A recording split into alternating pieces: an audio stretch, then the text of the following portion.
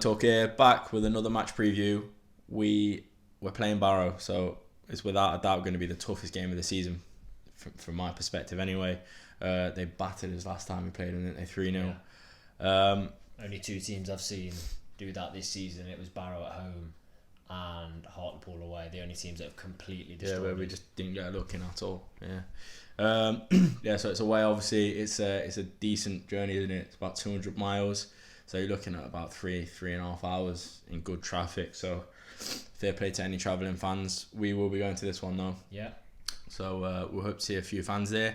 5,000 capacity stadium, so decent size, but there's only 1,000 seats. So I think the majority of away fans will be standing. So be ready to be stood up for 2 hours.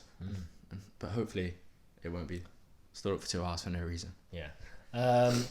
So to be honest, about 9 or 10 games ago, I said to you that Barrow will tire out and they will peter out and not win the league. How wrong am I? They've kept going. They had a bit of a blip, but again, they've won a couple of games, and I think the league is theirs now, pretty much. Harrogate are closing in slightly, but they've got a semi-final, haven't they? Yeah. I think Barrow are going to go up, and to be honest, they deserve it. It is going to be an incredibly tough game. Yeah. If we look at the stats, they're first, 70 points. Notts are sixth, 54 points, but Barrow have played one game more. They're the top scorers in the league, which you would expect, with 68, and the lowest conceders in the league with 37. But along with that, Notts have also only conceded 37. So it's the top scorers against the joint lowest conceders, which is good, isn't it? Yeah, it's definitely going to be a good clash, isn't it? Yeah, if we look at the recent form, Barrow 10 points from 15, faltered a little. Notts 7 points from 15, but we come off the back of I already said the best performance of the season. I'd probably say should have said best result, because I'm sure we've performed better. Following it on the radio, it's like we cleared off the line twice. They've pressured us, and Long's managed to get a goal, but we've come off the back of a confidence boosting performance in a kind of a grudge match after what happened with Fylde. So confidence is high. We're in a semi-final and we go to this potentially soon to be champions. Yeah, that's exactly that. Yeah, so that takes on to players to watch for Barrow. Go straight in with John Rooney. Is the younger brother of Wayne Rooney, but that's not the best thing, because he scored 17 goals from 36 games, which from midfield is pretty unbelievable, isn't it? That's rough. Well, it's not quite 2 goals a game, but it's only just 2 goals a game. 1 goal every 2 games. I need to be playing a 2 goal a game striker. Yeah. Well, my maths isn't great. Yeah, 17 goals from midfield. Unbelievable. More than any of our strikers. Yeah, this is It's obviously more of an attacking midfielder. Yeah. These players to watch are very heavily attacking related. We've got no defenders or keeper. So we've got Scott Quigley, top scorer in the league, 20 goals from 34. Like George already said, Rooney has 3 goals less from midfield. So between 2 players there, we've got 37 goals. Unbelievable.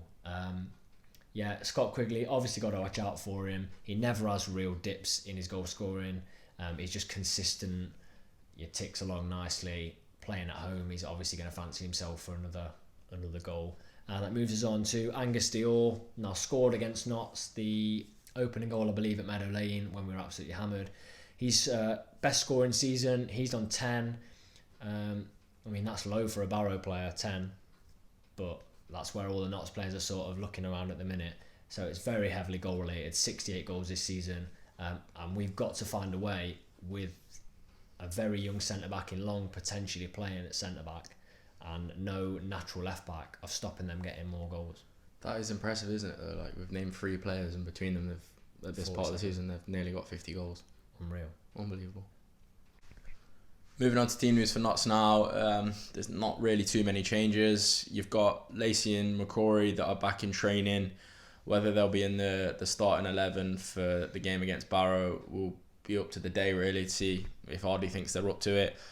Turner's back in training, but I think there needs to be some lengthy fitness training in there to up his fitness, because I think with being out for so long, he's definitely fallen behind in where fitness is concerned. But other than that, you've got your long termers like Slocum. There's not really any news on him for me, which for me is quite concerning.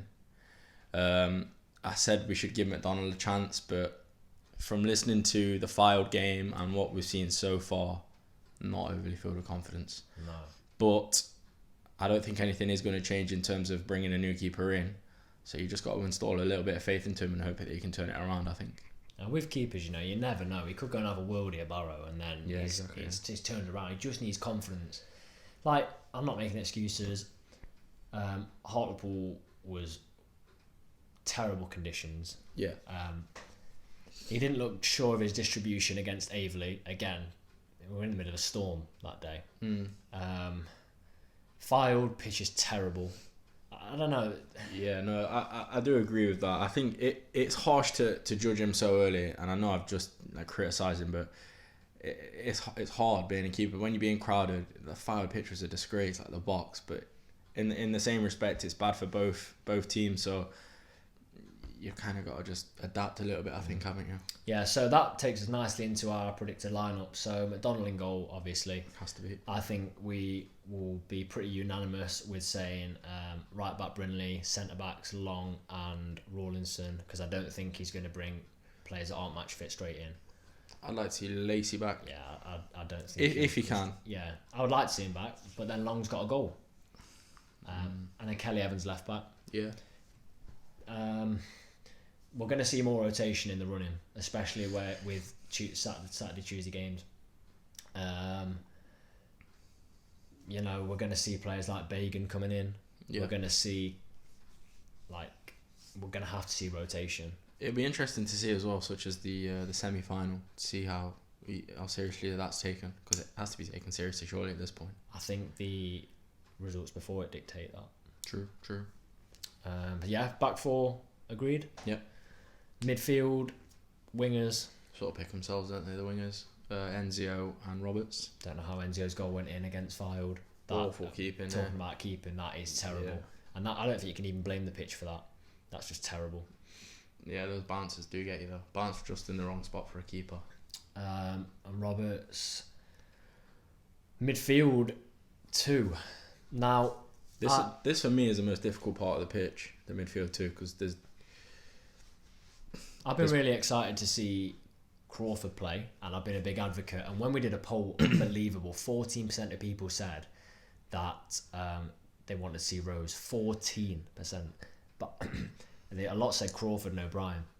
I don't think Crawford can play this game. No, for me personally, a game like this is a game for O'Brien and Doyle. Yeah, but they need to calm it down a bit, because as we saw at home, they're the team that are coming here with a good style of football, and they're looking to aggravate fans, players. So they just need to switch in their head that's saying, look, they're looking for a reaction here. I need to calm down a bit, because the way that they came to Med Lane and did that to us, and they made a mockery of us, really. The way I see this as well, the way Barrow play and the way they are, I see if we go in there with Mitch Rose at centre mid, we get bullied, or he gets bullied. Yeah. I think he does. I don't know, he's a big physical guy, isn't he? He's not scared of a challenge, but you can see... He goes down easy, though. Yeah, he does. Doesn't always wash, especially when you're going to have, let's be honest, a lot of referees favour home teams when they get on the ref's back. Yeah. It's not going to wash him, keep going down and picking the ball up. I think as well, it's about time the sort of centre mid changed a little bit, because O'Brien's not had a start for a few games, has he? Yeah, so I'm going O'Brien and Doyle, Roberts and Enzio. I agree with that entirely, yeah. Up front?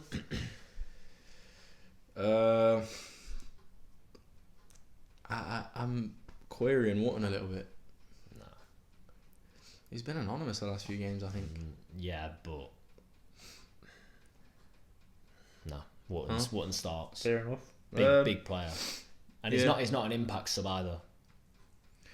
I do think... He's not an impact sub. No. I think Thomas has to go in. But I also think, if things aren't going our way, bringing that Wilson in will be good, because they'll have done their homework on Notts, and with him only just coming in, exactly, they're not going to have sort of understood his play and the way he plays. Wilson's also got no memories from the last game. Yeah. no memories of getting hammered 3-0. Yeah. I'm going to say Wootton and Wilson. Fair. Thomas would be a great impact sub, where I don't think Wootton would. And you've also got Dennis as an option as well. I like Thomas for his physicality though. Yeah, He's physical and he finds space. I'm going to disagree with you on that one and go Thomas. Fair enough. Score prediction. This is the hardest game of the season today. It'll be interesting to see how we set up when we go there. Like if we're going to not set off them, but just like be in their faces. Because I think if we're going to be like that, it's got to be from the first minute to the last. You can't, if we get sneaker goal, we can't set off. We have to keep at. Also, there's a formation change second half, wasn't there? Against Firewood. Yeah. I'm not sure how it went, but it went to the 3 in midfield. Yeah. Could hardly start with that. You don't know. I think this is a game that we're going to... I think even in the build-up to other games, would have been building up to this game as well, you know. So it's a really tough one to call because they're so unpredictable, aren't they? There's not a solid line of consistency coming from them anywhere, but I feel like against bigger sides we seem to do decent, so I'm going to go with a draw. Score? 1-1. Who's scoring?